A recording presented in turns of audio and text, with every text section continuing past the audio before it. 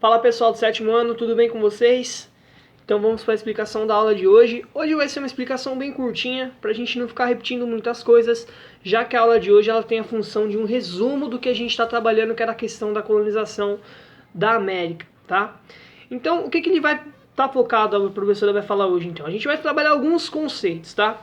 Um conceito, a aula em si ela foi baseada na análise de imagens, que é muito importante, foi uma aula interativa, então não tem muito como a gente falar muito sobre essas imagens, até porque a gente vai repetir muita coisa, porque as imagens foram trabalhadas pela professora por meio de interação também. Então, eu decidi essa aula fazer o seguinte, a gente abordar alguns pontos principais, alguns conceitos chaves que ela foi falando lá, para ajudar a gente a entender melhor esse conceito de colonização da América Espanhola, tá?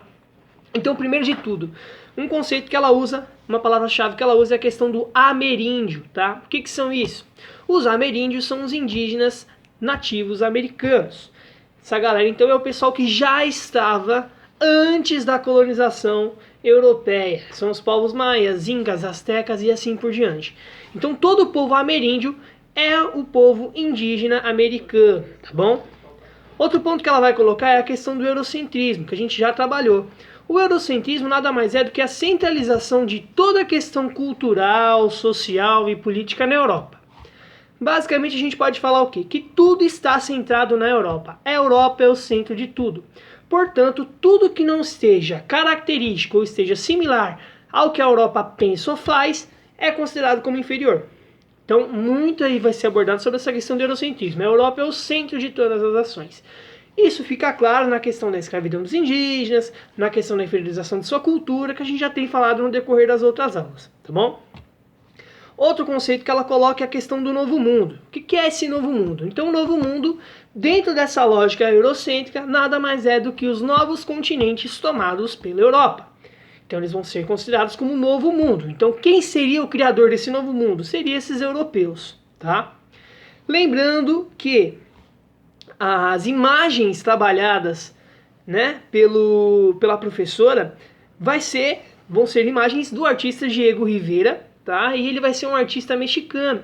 Então ele vai retratar, ele vai exaltar principalmente os nativos americanos, tá? Da região do atual México.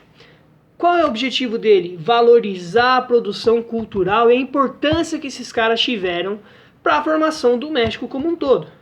Então, na verdade, o Diego Rivera ele quer quebrar essa ideia do eurocentrismo. Então, olha lá, os europeus vieram, colonizaram, mas grande parte, tá? Se não parte total, grande parte dessas ações são de responsabilidade dos povos maias, incas e astecas, aquela galera que vive na região do México. Então ele vai ressaltar principalmente esses grupos populacionais, tá bom? Outro ponto vai ser a questão que nós falamos na última aula do estranhamento. O que é o estranhamento? A diferença entre culturas, eu não convivo pacificamente com aquela cultura. E aí ele vai colocar, o autor, né, o Diego Rivera e os professores vão colocar que o Hernán Cortés ele vai se aproveitar dessas ações, tá, desse estranhamento, para tirar vantagem. Então lembra na aula passada que quando chegaram esses europeus, acharam inicialmente que eram deuses, depois começaram a realizar uma prática de comércio, para depois conquistar a confiança e a partir daí o Hernán Cortés fazer um exército maior e tirar proveito das riquezas existentes nessas localidades, tá? A partir disso, os indígenas passam a ser vistos como animais, e a gente viu lá, no caso dos indígenas, da imagem o indígena puxando um arado e assim por diante, e também os indígenas eles são usados para a prática da mineração, já que eles sabem os locais onde tem ouro, e o objetivo principal é tirar essas riquezas preciosas da América Espanhola. Tá bom, pessoal? Então, a aula de hoje foi só para a gente ressaltar alguns pontos, espero que vocês tenham gostado e até a próxima aula. Tchau, tchau!